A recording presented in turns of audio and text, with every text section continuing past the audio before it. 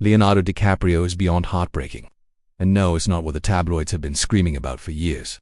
It's not just the headlines, the dating rumors, or the jokes about his relationships. It's something much deeper, something quieter, something that has followed him since he was just a child trying to survive in Hollywood. Because behind the flashing cameras, behind the red carpets, behind the Oscars and standing ovations, there is a story of pressure, loneliness, guilt, and a constant battle to prove himself in a world that never lets you rest. Leonardo DiCaprio was born in Los Angeles, raised by his mother in a tough neighborhood where crime and poverty were part of daily life. His parents separated when he was very young, money was tight, opportunities were rare, and Hollywood wasn't a dreamland, it was survival. From an early age he was told he was special, different, gifted, but when you tell a child that their future carries the weight of their family's hopes, that kind of praise can quietly become pressure. He wasn't just acting for fun, he was acting to help his mother, acting to escape the environment he grew up in, acting because failure wasn't an option. By the time he appeared in What's Eating Gilbert Grape, working alongside Johnny Depp, critics were already calling him a once-in-a-generation talent. He was just a teenager, a kid, yet he delivered a performance so powerful that it earned him his first Academy Award nomination. Imagine being that young and suddenly the world is watching you, and then came Titanic. When Titanic exploded into a global phenomenon in 1997, Leonardo DiCaprio didn't just become famous, he became a symbol, a heartthrob, a worldwide obsession. Teenagers were screaming his name. Magazines couldn't print his face fast enough. Overnight, he wasn't just an actor, he was an icon. But here's the part people rarely talk about. He hated it, the frenzy, the screaming, the loss of privacy, the feeling that his craft, his serious, dedicated work was being overshadowed by posters on bedroom walls. He wasn't taken seriously. He was labeled a pretty boy, and that label haunted him. While the world saw success, Leonardo saw a trap. He could have taken the easy path. Romantic roles, safe blockbusters, massive paychecks. But instead he chose a different route. He chose intensity, darkness, complexity. He chased directors like Martin Scorsese. He worked relentlessly to reshape his image, film after film. He pushed himself into psychologically demanding roles: The Aviator, The Departed, Shutter Island. Each performance felt like he was trying to prove something. Prove he wasn't just Jack from Titanic. Prove he was more than a face. Prove he deserved respect. And yet, year after year, the Academy Awards seemed to reject him. Nomination after nomination, loss after loss. The internet turned it into a joke. Memes flooded social media. People laughed about how Leonardo DiCaprio couldn't win an Oscar. But what does that feel like? To dedicate your life to your craft, to pour your soul into every performance, to push your body to extremes, to watch others win while your name is called only as a nominee. When he filmed The Revenant, he endured freezing temperatures, ate raw bison liver, and slept inside animal carcasses for realism. It wasn't just acting, it was self-punishment, a brutal quest for validation. And when he finally won the Oscar in 2016, the world cheered. It was a triumphant moment. But look closely at his face during that speech. Relief, exhaustion, almost like a man who had been holding his breath for decades. Because the truth is, success at that level comes with isolation. You can't trust isolation. Every relationship is where it's questioned. Every friendship is analyzed. Leonardo's dating life has been turned into a punchline for years. The constant scrutiny, the jokes about age differences, the assumptions about commitment. But rarely does anyone ask how it feels to have your personal life dissected daily by strangers. Fame freezes people in time. Too many. Leonardo DiCaprio will always be the young man on the Titanic. But he's aging, growing, changing, just like everyone else. Except the world refuses to let him do it quietly. And then there's the environmental activism. For decades, Leonardo has poured millions into climate change awareness through the Leonardo DiCaprio Foundation. He's spoken at the United Nations. He's produced documentaries. He's traveled to some of the most fragile ecosystems on Earth, while others chase luxury. He's invested his wealth into a planet in crisis. But even that comes with criticism. Private jets, yachts, hypocrisy, accusations. The internet is quick to judge, slow to understand complexity. Imagine carrying the weight of global environmental fear while also carrying the expectations of Hollywood. The tragedy isn't scandal. It isn't downfall. It's the quiet cost of a life lived under constant observation. When you start acting as a child, you don't get a normal adolescence. No school dances, no anonymity, no mistakes that fade away. Every misstep becomes a headline. Every awkward phase becomes archived forever.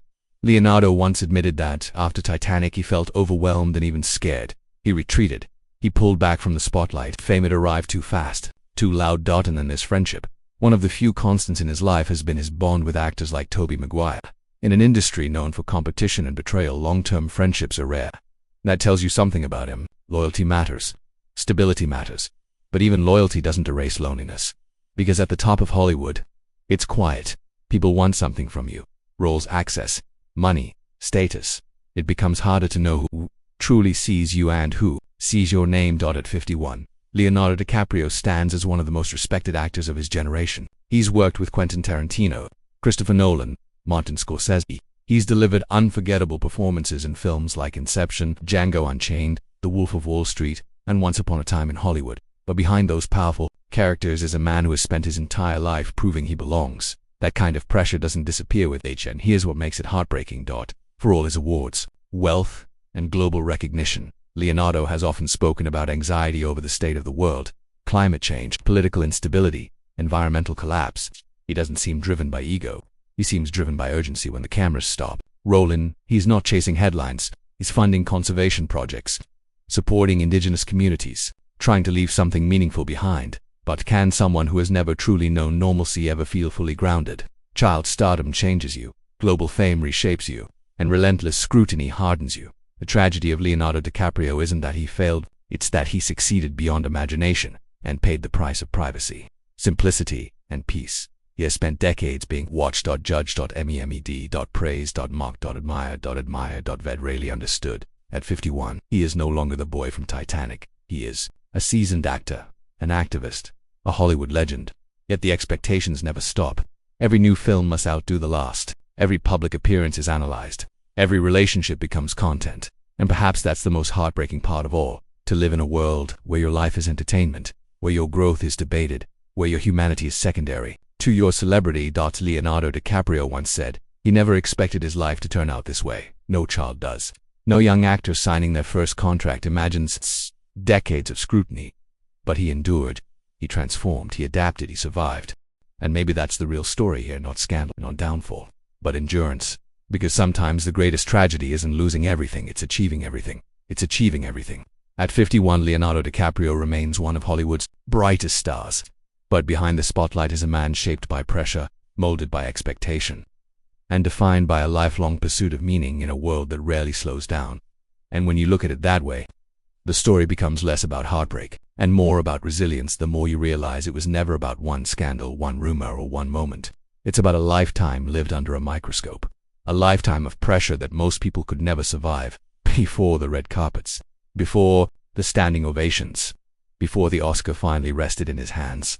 There was a small boy growing up in Los Angeles, raised by a single mother who worked tirelessly to give him opportunities she never had. Leonardo DiCaprio didn't grow up surrounded by Hollywood luxury. He grew up around struggle. His parents separated when he was very young. His mother Ermeline became his anchor. They lived in neighborhoods that weren't glamorous. Crime wasn't something you saw in movies. It was outside your door. From early on, he understood something most children don't. Survival depends on sacrifice. He started auditioning for commercials as a kid. He faced rejection after rejection. Casting directors told him his name sounded too ethnic. They suggested changing it. Imagine being a child and already being told you're not marketable enough. But he didn't quit. He kept pushing. Television. Roles came. Small parts, guest appearances, and slowly, people started noticing something different about him. There was intensity in his eyes, a seriousness that didn't match his age. Then came What's Eating Gilbert Grape. Acting alongside Johnny Depp, young Leonardo delivered a performance so raw and vulnerable that critics were stunned. He earned his first Academy Award nomination as a teenager. The world called him a prodigy, but when you're labeled extraordinary at that age, you lose something ordinary forever. There's no room to stumble quietly, no room to grow privately. And then came the storm. Titanic didn't just make Leonardo DiCaprio famous, it turned him into a global phenomenon. Directed by James Cameron, the film shattered box office records. Teenage fans screamed outside hotels. His face covered magazine stands worldwide. He wasn't just an actor anymore. He was a cultural obsession. But inside that whirlwind, he felt something else. Fear. He once admitted that the level of fame after Titanic felt overwhelming. He couldn't go anywhere without chaos following him. Privacy disappeared overnight. The art he loved suddenly felt secondary to hysteria. Hollywood offered him the easiest path imaginable. Romantic leads, safe blockbusters, endless money. But he made a risky decision. He stepped back. He refused to become predictable. Instead, he aligned himself with directors who demanded depth. With Martin Scorsese, he found a creative partnership that would redefine his career. Gangs of New York, The Aviator, The Departed. Each role darker than the last, each performance more intense. It wasn't just acting anymore. It felt like he was rebuilding his identity piece by piece. Because the pretty boy label haunted him, critics questioned whether he had longevity, whether he could carry serious roles, whether Titanic would define him forever, so he pushed harder. Blood Diamond forced him into brutal physical and emotional territory. Shutter Island tested psychological extremes. Inception demanded layered complexity. And then there was The Wolf of Wall Street, where he delivered one of the most electric performances of his career yet. Year after year, when award season arrived, his name was called, but never for the win. The internet turned it into comedy. Memes spread like wildfire. Will Leo ever win? Became a running joke, but imagine living that joke. Imagine giving everything to your craft and watching the world reduce your disappointment to entertainment. When he took on The Revenant, it was different. This wasn't just a role. It was endurance, filming in freezing wilderness, eating raw bison liver despite being a vegetarian, sleeping inside animal carcasses to capture realism. It felt less like performance and more like punishment. And when he finally won the Oscar, the applause wasn't just for that film. It was for decades of effort. But here's the quiet truth. Winning didn't change everything because the pressure didn't disappear. If anything, it evolved. Now he wasn't just trying to prove he was talented, he was trying to live up to the legacy he had built. At the same time, his personal life became permanent tabloid fuel. Every relationship analyzed, every breakup dissected. Jokes about age differences became routine. Strangers debated his private choices as if they were public property.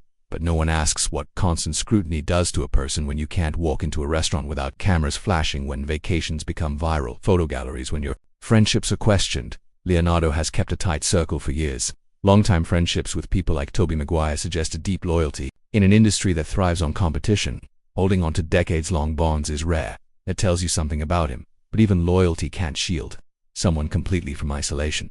Because at the top, it gets quiet. You're surrounded by people, yet you're alone in your experience. Very few understand what global fame truly feels like. And then there's the weight he chose to carry beyond Hollywood. Long before climate change became mainstream conversation, Leonardo DiCaprio was speaking about it. Through the Leonardo DiCaprio, the Foundation, he invested millions into conservation. He produced documentaries highlighting environmental collapse. He addressed the United Nations about climate urgency. He could have lived comfortably, detached from global problems. Instead, he leaned into them. But activism brought criticism to private jets, yacht photos, accusations of hypocrisy. The same world that demanded he use his platform also criticized how he used it. That constant contradiction can be exhausting. At 51, he stands at a strange intersection. He is no longer the teenage heartthrob. He is no longer the actor chasing validation. He is an established legend yet the world still frames him through old narratives. The Bachelor, the heartthrob, the meme. Rarely, the human dot growing up in front of cameras means your evolution is archived. Every hairstyle, every fashion choice, every awkward interview, it's all permanent. Most of us get to reinvent ourselves quietly. He never had that luxury. And perhaps the most heartbreaking part is this. When you achieve everything, people assume you're immune to struggle. Money doesn't eliminate anxiety. Awards don't erase loneliness. Fame doesn't guarantee peace. There have been moments in interviews where you see flashes of introspection in him. A seriousness when he speaks about the planet. A gravity that feels heavier than Hollywood glamour. It's as if he understands something many celebrities avoid acknowledging, that fame is temporary. But consequences are permanent. He has spent decades building a career defined by risk, working with directors like Quentin Tarantino in Django Unchained and Once Upon a Time in Hollywood, collaborating with Christopher Nolan in Inception, continuously choosing complexity over comfort. But no matter how many iconic roles he delivers, the world keeps watching for something else. The next headline, the next relationship, the next controversy. Living like that can feel like running on a treadmill that never stops. And yet, he keeps running, he keeps acting, he keeps advocating, he keeps showing up. Maybe the tragedy isn't about downfall, maybe it's about endurance. Because endurance requires strength we rarely acknowledge. Start 51. Leonardo DiCaprio carries decades of expectations on his shoulders. He carries the legacy of Titanic, the intensity of The Revenant, the chaos of global fame, the responsibility of environmental activism. He carries the weight of being Leonardo DiCaprio. And sometimes, the heaviest burden a person can carry is their own legend. The world sees success, but beneath that success is a lifetime of sacrifice. Sacrificed privacy, sacrificed normalcy, sacrificed anonymity. When you look at it closely, the tragedy isn't dramatic. It's subtle. It's the slow realization that no matter how much you achieve, you can never go back to being unknown. You can never walk freely without recognition. You can never fail quietly. You can never simply exist. At 51, Leonardo DiCaprio remains one of Hollywood's most respected actors. But behind every award, every film premiere, every standing ovation, there is a man who has spent his entire life navigating extraordinary pressure. And maybe that's what makes his story so powerful. Not scandal, not rumor, not tabloid headlines, but resilience. Because sometimes the most heartbreaking stories aren't about losing everything, they're about gaining everything and learning to live with a cuss. Disclaimer: the content in this video is based on publicly available information, media sources, and opinions. It is created for entertainment and educational purposes only. We do not claim or guarantee that every detail is 100% accurate.